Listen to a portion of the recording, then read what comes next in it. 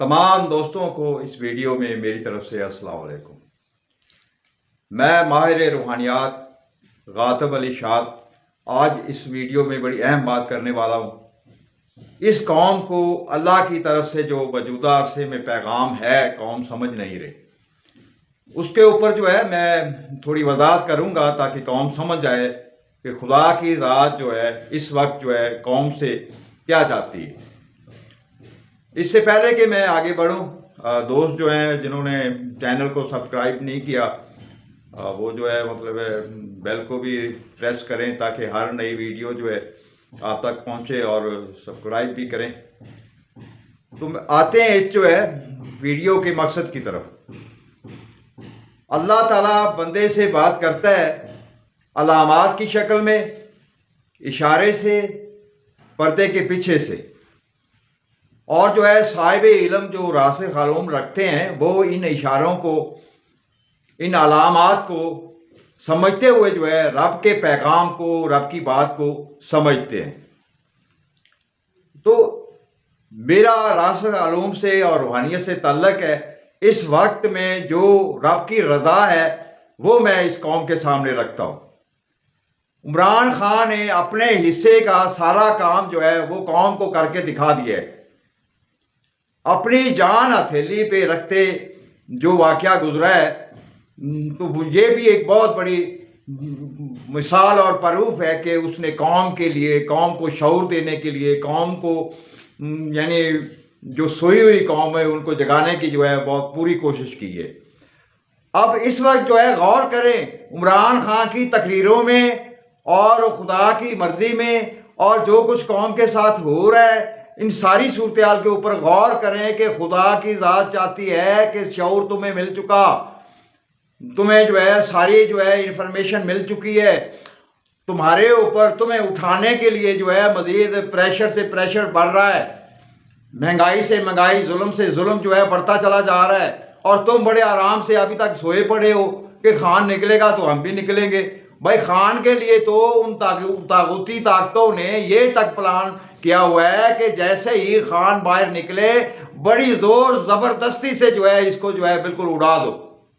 یہ معلومات بھی قوم تک پہنچ چکی ہیں، یعنی قوم کی پرواہ ہی نہیں کہ بعد میں قوم کیا کرے گی ہمارے ساتھ۔ یعنی وہ آرڈر دے چکے ہیں، ٹوکن دے چکے ہیں، سپاری دے چکے ہیں کہ خان جیسے ہی باہر نکلے جس طرح بھی مارنا پڑے مار دو۔ یعنی انہیں عوام کی پرواہ اس لیے نہیں ہے کہ یہ کمزور ضمیر سوئی ہوئی عوام، اس کو کنٹرول کرنا بڑا آسان ہے۔ یہ صورتحال کو دیکھتے ہوئے طاغوتی قوتیں وہ ظلم سے ظلم بڑھاتے چلے جا رہے ہیں، مہنگائی سے مہنگائی بڑھاتے چلے جا رہے ہیں۔ قرآن میں ذکر ہے وہ جہاز جس سے تم گریز کرتے ہو وہ تمہارے گھروں تک پہنچ جائے گا، اور اس وقت وہ صورتحال واقعتاً ہر گھر کے کچن تک پہنچ چکی ہے۔ یہ صورتحال پتہ نہیں لوگ وہ گزارا کیسے کر رہے ہیں، کیا انتظار کر رہے ہو کس غیبی طاقت کو؟ نہیں، جب تک تم پہلا قدم نہیں اٹھاؤ گے تو غیبی طاقت بھی نہیں آئے گی سامنے آپ لوگوں کے۔ یہ جو موجودہ صورتحال ہے، اللہ کی رضا یہ ہے کہ تم ایک سخت مزاحمت کے ساتھ احتجاج کرتے ہوئے اس ظلم کرنے والی صورتحال کو بتا دو کہ قوم سوئی ہوئی نہیں ہے، مردہ ضمیر نہیں ہے، مگر وہ تو آپ لوگوں کو مردہ ضمیر اور سوئی ہوئی سمجھ رہے ہیں، تو مہنگائی سے مہنگائی، مہنگائی سے مہنگائی، مہنگائی سے مہنگائی کرتے ہی چلے جا رہے ہیں۔ اپنے ارد گرد کے ممالک میں اشیاء کی قیمتیں دیکھیں اور اپنے یہاں جو ظلم برداشت کر رہے ہو وہ تو دیکھیں۔ اور یہ ظلم اسی لیے مسلسل بڑھ رہا ہے کہ انہیں تسلی ہے کہ قوم مزید مزاحمت کرنے کی صورتحال میں نہیں ہے۔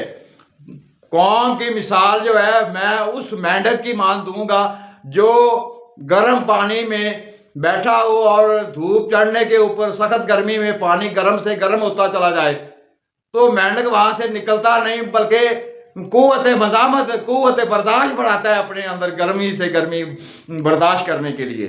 تم لوگ بھی ظلم سے ظلم، ظلم سے ظلم، ظلم سے ظلم بڑھتا ہوا اس کے سامنے قوت برداشت بڑھا رہے ہو۔ کیا عقل ہے؟ اس ظلم سے چھٹکارے کے لیے، اس دار پردہ غیر مسلم کی غلامی سے نکلنے کے لیے سخت مزاحمت اور احتجاج نہیں کرنا، قوت برداشت بڑھاتے چلے جا رہے ہو 74 سال سے اب تک.